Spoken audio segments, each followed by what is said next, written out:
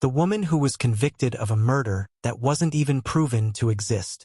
In 2019, a woman in Texas was convicted of murder, except there was no body, no weapon, no witnesses, and not a single piece of physical evidence. On paper, the case looked routine. Open, shut, another violent girlfriend snaps story shoved into the system. But what if I told you the police never proved a crime happened? What if the jury sent her to prison for a murder that didn't actually exist? And what if the truth, the real truth, was far, far darker than anything the prosecution claimed? Because the deeper you go into this case, the more you realize something was very, very wrong. And by the time the truth finally surfaced, it didn't just expose one lie. It exposed an entire hidden network the police never saw coming. This is the story of Monica Hale, and the victim who vanished into thin air, and the evidence that should have cleared her, but instead became the reason she was convicted. On the surface, Monica's case was nothing special. In fact, if you pull her file from the Travis County archives, the first page reads like thousands of others. Suspect, adult female. Victim, adult male. Relationship, romantic. Motive, domestic dispute. Standard, predictable, practically boring. Police built their case in 4 days. Prosecutors took it to trial in 3 months. The jury deliberated for 48 minutes. Convicted. Done. Nobody in the courtroom even blinked, because everyone thought they understood the story.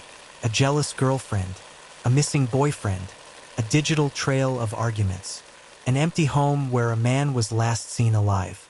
What else did they need? Except everything they believed was wrong. And Monica spent every day of the trial whispering the same sentence under her breath. You're looking for the wrong man. The judge ignored it. The prosecution mocked it. The defense never dug into it. And then, Monica Hale disappeared into a Texas prison cell. But the truth didn't stay buried. It clawed its way out.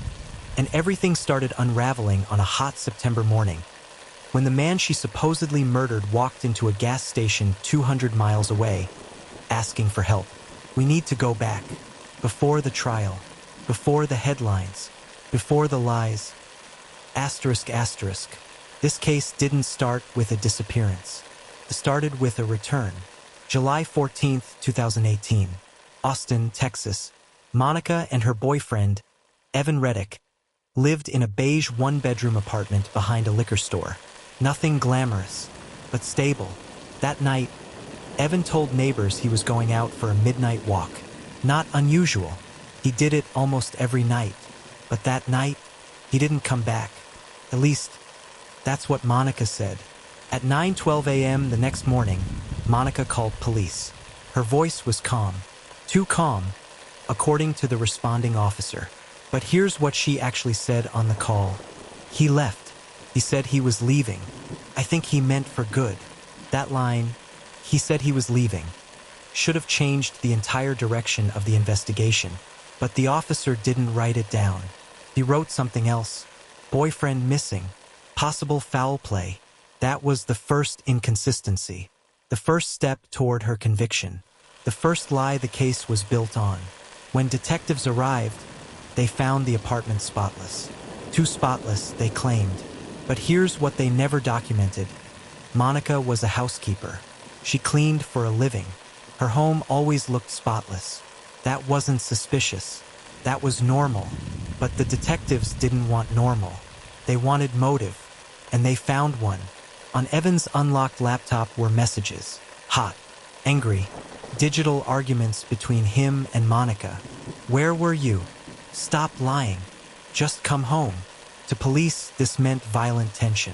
To Monica, it meant the opposite. Because those messages weren't sent to her.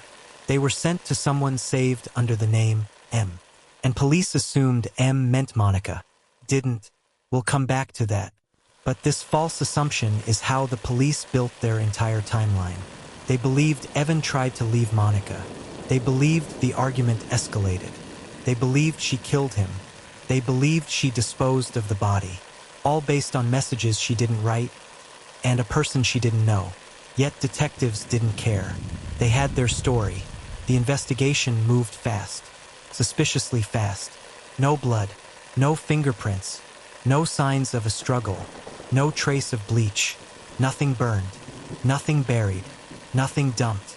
Police never found a murder weapon, clothing with DNA, footage of her leaving with a bag, any sign of cleaning chemicals, any witness placing her near a dump site. Nothing. So they used something else. A neighbor claimed he heard arguing the night Evan vanished, but he admitted he didn't understand the words. He wasn't even sure it was them, and later he changed his story twice. Did the court know that? No, because the prosecutor only presented the first version, the one that helped them. Monica's lawyer objected, but the judge allowed it. The jury heard what they needed to hear. The angry girlfriend narrative stuck, and within weeks the case went to trial. The trial of Monica Hale lasted 4 days. For a supposed homicide with no body, no cause of death, no time of death, no confession, no witnesses, no physical evidence, no cell phone evidence placing her anywhere suspicious, no motive beyond. They argued sometimes, yet the prosecution had confidence. Why? Because they had something better than evidence, a story they knew a jury would believe. And to sell it, they used everything about Monica that had nothing to do with crime. Her quietness, her lack of emotion, her habit of overcleaning, her history of social anxiety, her tendency to shut down during stress. They didn't argue facts, they argued personality, and the jury bought it. The prosecutor ended with one chilling line. "Ladies and gentlemen, dead men don't walk away. But here's the thing, that statement wasn't true. They just didn't know it yet." 2 days after the conviction, police searched Evan's laptop again. Why? Because the media started asking questions. That's when a digital analyst found something overlooked, something that shattered the entire narrative. The messages, the ones police believed were between Monica and Evan, weren't written from Monica's phone number or Monica's email or Monica's accounts at all. They were written from someone whose name also began with M. Marcus Rell, a man Evan knew, a man police had never even spoken to, a man connected to Evan through something darker. But hold on, it gets worse, because Marcus Rell had been missing since 2017. 1 month later, a woman in Lubbock reported something strange. A man who looked homeless, disoriented, unable to remember where he'd been. He asked for water. He asked for a phone. He said he'd been running. Then he said something else. "Someone's looking for me. Please don't tell them I'm here." The clerk noticed 2 things. His wrist had a faded hospital band, and he kept repeating the name Marcus. She assumed that was his name. She was wrong, because security footage confirmed the impossible. That man, that trembling, sunburned, exhausted man, was Evan Reddick, the man Monica was in prison for murdering. Alive, breathing, terrified. But before police could reach the gas station, Evan vanished again. Gone. As if someone took him, or he ran, or he hid, or he was never supposed to be seen in the first place. Everything flips. Detectives finally pulled Evan's medical records, and hidden in a psychiatric intake note from 3 years earlier, they found something that rewired the entire case. Evan had a diagnosed dissociative condition, one that caused memory lapses, disorientation, periods of disappearance. But that wasn't the twist. The twist was this: during those episodes, Evan didn't disappear alone. He followed someone who controlled him, comforted him, manipulated him, told him where to go, told him when to hide, told him who to fear. Someone named Marcus, not a stranger, not a friend, not a coworker, but his older brother. A brother Evan never told Monica about. A brother police never knew existed. A brother who'd disappeared years earlier. A brother with a violent history, a sealed juvenile record, and a pattern of taking Evan on walks that sometimes lasted days. Marcus Rell wasn't missing. Marcus Rell was hiding, and Evan was hiding with him. The messages sent by Marcus, the arguments between Marcus and Evan, the disappearance, part of a pattern years old. So why was Monica convicted? Because Marcus used her name, used her habits, used her schedule, used her life to vanish with Evan one last time. The DA called an emergency meeting. Detectives reopened the case. Journalists flooded Austin with questions. Monica's conviction suddenly looked like the biggest mistake Texas had seen in a decade. But before they could even begin to fix it, a new piece of evidence surfaced. A tip, anonymous, sent to the sheriff's office. One sentence: if you want answers, follow the tunnels. Attached was a single photo. Grainy, dark, barely legible. But the outline was clear. Two men, walking side by side, deep underground. One looked like Evan, one looked like Marcus, and behind them, someone else. A shadow, a third figure. And that figure, the one police didn't recognize, was carrying something in their hand. Something shaped like a phone, or maybe a camera, as if they were filming everything. That photo changed everything. Because if Evan was alive and the picture was real, then Monica Hale, the woman serving a sentence for his murder, was innocent. But the photo raised one huge question. If Evan and Marcus were alive, who was the third person? And what were they doing underground? Investigators didn't know yet, but they were about to find out. And the truth? The truth was darker than anything they imagined. Detectives sent the photo to analysts. They enhanced it, sharpened it, compared lighting patterns. The result gave them chills. The walls weren't sewer pipes, not storm drains, not maintenance tunnels. They were service corridors beneath a decommissioned state hospital on the outskirts of Austin. A hospital shut down in 1996, officially condemned, unofficially ignored. Patients had once been transferred underground to avoid public eyes. Records were spotty, security footage lost. The basement sealed shut after funding dried up. At least, that's what everyone thought. But someone had opened it again. Someone who wasn't supposed to have access. Someone who knew how to stay invisible. Marcus. And he wasn't alone.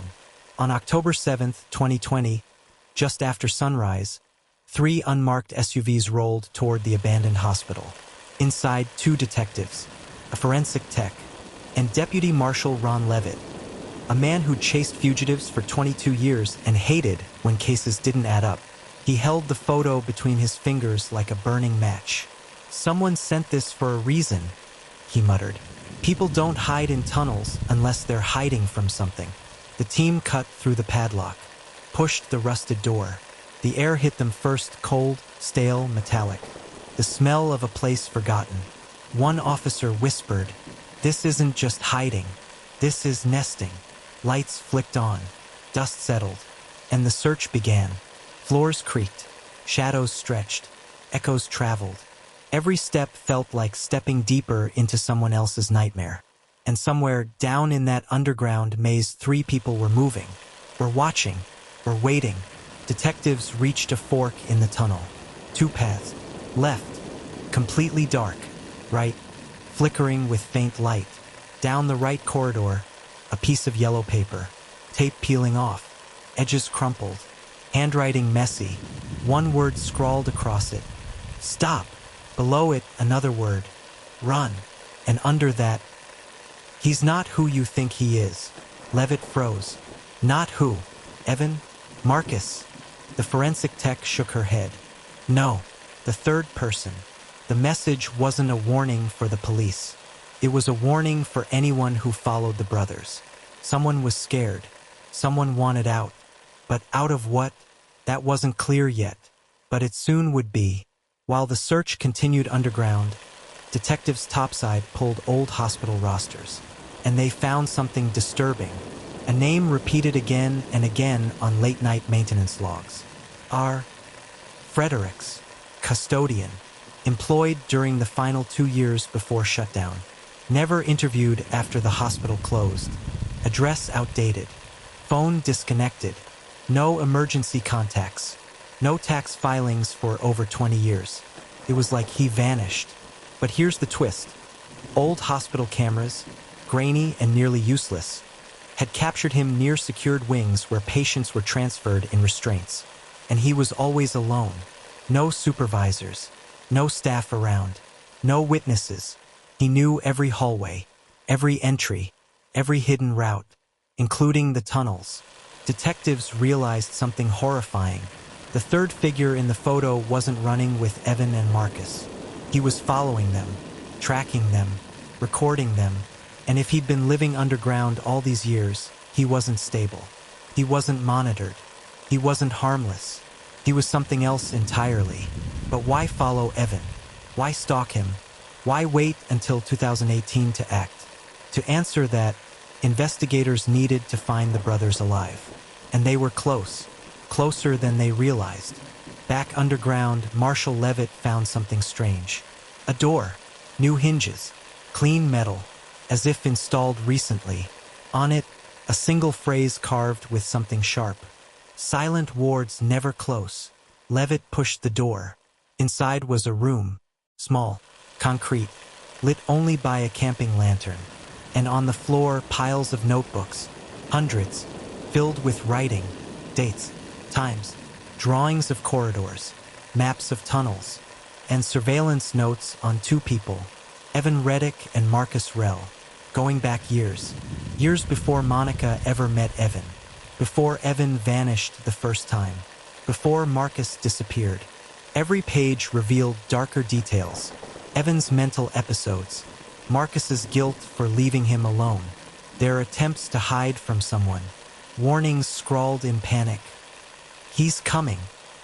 He knows where we sleep. Do not use the stairs. He has keys to everything. This wasn't the writing of a hunter or a kidnapper. This was the writing of victims. Victims of someone who lived underground, who roamed the tunnels freely, who watched them, waited for them, followed them, and one notebook contained the most important clue of all. A map, hand-drawn, showing a room marked X. The final note on that page. If you find this, we didn't make it. He's still here. At 11:41 a.m., an officer shouted, "Movement! Southeast tunnel!" Footsteps. Fast. Frantic. Then a silhouette emerged. Tall. Thin. Shaking. It wasn't Marcus. It wasn't the custodian. It was Evan. Alive. Breathing hard. Hands trembling. He collapsed into Levitt's arms. "He's here," Evan whispered. "You have to go. He doesn't like strangers." Levitt steadied him. "Where's your brother?" Evan blinked rapidly. "He tried to stop him, tried to protect me, but he said he needed a new patient." Levitt stiffened. "A new what?" Evan took a shallow breath. "A new patient. For his ward." They thought this custodian was unstable, paranoid, lost, but the truth was worse. He believed the hospital never closed. He believed the tunnels were still active. He believed he was still staff, and anyone he found inside became a patient. Alive, trapped, controlled. It wasn't kidnapping. It was delusion, weaponized delusion. But if he had Marcus, time was almost out. Evan pointed toward the far corridor. He took him there. The room with the blue door. Levitt recognized it from the map. Room X. The team rushed down the corridor. Dust clouds, echoing footsteps, flickering lights. At the end was a metal door. Blue paint peeling off. Padlock, fresh, sturdy. And behind it, voices, muffled, desperate. One pleading, one calm, two calm. Levitt pressed his ear to the door. He heard Marcus whisper, "Please, don't do this." And another voice, older, shaky, sing-song, "Treatment is mandatory." Then, a scream. Levitt kicked the door. Once, twice. On the third hit, it flew open. Inside the room was a chair, straps, a table with old medical tools. Not surgical tools, maintenance tools repurposed to mimic restraint gear. Marcus was tied to the chair, gagged, eyes wide with terror. And standing beside him was the man from the photo, Raymond Fredericks, the missing hospital custodian. Gray hair, sunken cheeks, uniform still on, as if decades hadn't passed. He turned slowly toward the officers, smiling, a warm, gentle, unsettling smile. "You shouldn't be here," he said softly. Visiting hours ended in 1996. Levitt raised his weapon. "Step away from him." Fredericks tilted his head. "He's not ready for release." None of them ever were. It wasn't just delusion. It wasn't just isolation.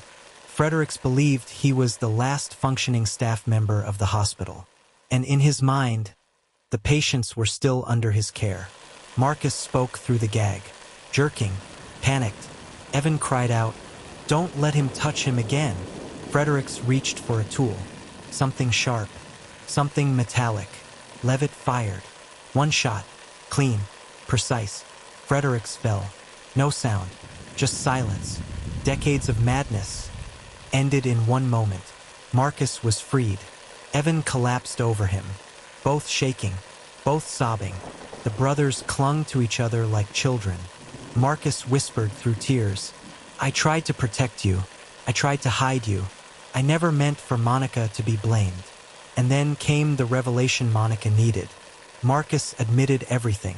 His guilt, his fear, his choice to disappear with Evan, his belief that if they stayed underground, Fredericks couldn't find them. But Fredericks always did. So Marcus staged Evan's disappearance, staged his own, cut contact with everyone.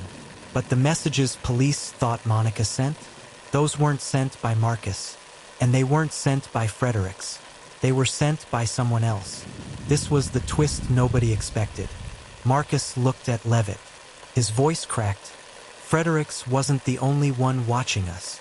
Levitt froze. "Who else?" Marcus swallowed. "Someone above ground. Someone who saw us leave. Someone who told Fredericks where we were hiding. Someone who wanted the police to blame Monica." Levitt leaned in. "Who?" Marcus took a shaking breath. "Evan's father." Silence. Evan's father. The man who'd been out of the picture for years. The man with a record for domestic violence. A man who believed Evan's mental condition was a personal humiliation. A man who'd threatened Marcus years earlier. A man who wanted Evan under control, no matter what it took. He wasn't involved in the tunnels. He wasn't helping Fredericks. But he used Evan's disappearance to hurt someone else. Monica.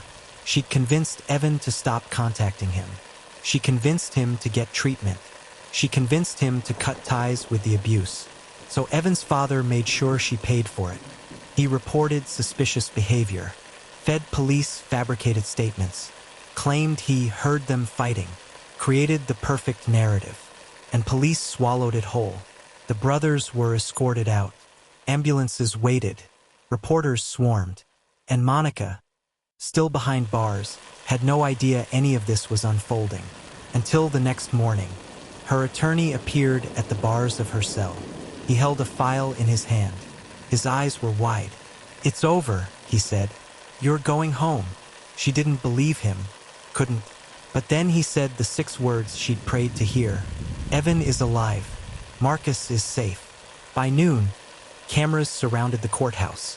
By 3, the district attorney held a press conference. He called the conviction a catastrophic failure. He apologized publicly. He admitted the case had been rushed, mishandled, and manipulated. Monica walked out of jail at sunset, free. The first person she saw was Evan.